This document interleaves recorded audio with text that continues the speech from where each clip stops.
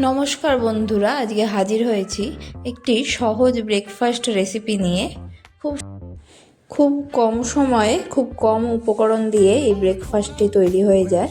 প্রথমে আমি মিক্সারে একটু সুজি নিয়ে নিচ্ছি। আপনারা যেরকম বানাতে চাইবেন সেরকম সুজি নেবেন। এবার এর সঙ্গে আমি দই নিচ্ছি, যাতে দই আর সুজিটা দিয়ে আমি একটা ব্যাটার বানাতে পারি। এটা একটা চিল্লা টাইপের বা ব্রেকফাস্ট হবে, তাই এতে দই আর সুজিটা মিক্সারে আমি মিশিয়ে নিচ্ছি, তাতে মিশ্রণটা ভালো করে মিশবে। একটুখানি স্বাদের জন্য অল্প নুন দিচ্ছি, আপনারা চাইলে একটু চিনিও দিতে পারেন, তবে আমি চিনি দিচ্ছি না। দেখুন, দই আর সুজিটা আমি মিক্সারে ভালো করে ঘুরিয়ে নিয়েছি। এবার প্রয়োজন হলে অল্প একটুখানি জল ইউজ করবেন। প্রথমে এটাকে একটু পাতলা ব্যাটার বানাতে হবে, তারপর আধ ঘন্টা মতন এটাকে রেস্টে রাখতে হবে সুজিটা ফোলার জন্য। আপনারা চাইলে মিক্সারে এরকম করে ঘুরিয়ে ওভারনাইটের জন্যও রেখে দিতে পারেন। পরের দিন সকালবেলা বের করে তারপর চিল্লাগুলো ভেজে নিতে পারেন। দেখতেই পাচ্ছেন, রেস্টে থাকার পর এরকম কনসিস্টেন্সি এসছে ব্যাটারটার। এবার এটা ভাজার জন্য আমি বাটার ইউজ করব।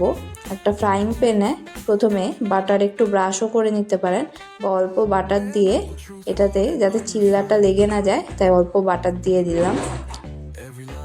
এই রেসিপিটা বা এই চিল্লাটা কিন্তু বাটারেই ভালো হয়, তবে আপনারা চাইলে সাদা তেলও ব্যবহার করতে পারেন।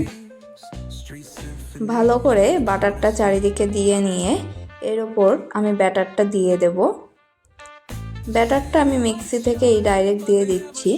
এই দেখুন, খুব বেশি পাতলাও হবে না ব্যাটারটা, বা খুব বেশি ঘনও হবে না। এবার এই ব্যাটারটা একটুখানি ছড়িয়ে নিলাম।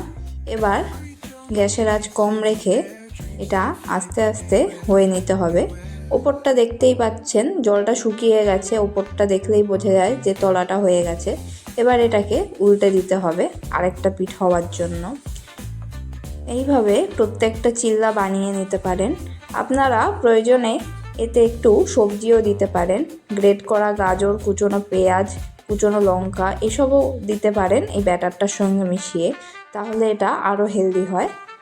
দেখতেই পাচ্ছেন আমি পরে বাকি ব্যাটারটা দিয়ে এটা উল্টে নিচ্ছি। সবগুলো একসঙ্গে আমি 3টে দিয়েছি যাতে লাগে না একটার সঙ্গে আরেকটা।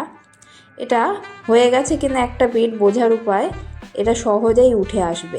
আর যেটা উঠে আসবে না সেটাকে একটুখানি এইভাবে বাকি চিল্লাগুলো ভেজে নিন। এই চিল্লাটা কিন্তু একটু সস বা কোনো প্রকার চাটনির সঙ্গে ভালো লাগে। দেখা হবে পরের ভিডিওতে। আজকের ব্রেকফাস্ট রেসিপিটি আপনাদের কেমন লাগলো অবশ্যই জানাবেন কমেন্টে। দেখা হচ্ছে নতুন রেসিপি নিয়ে পরের ভিডিওতে। Till then, good bye.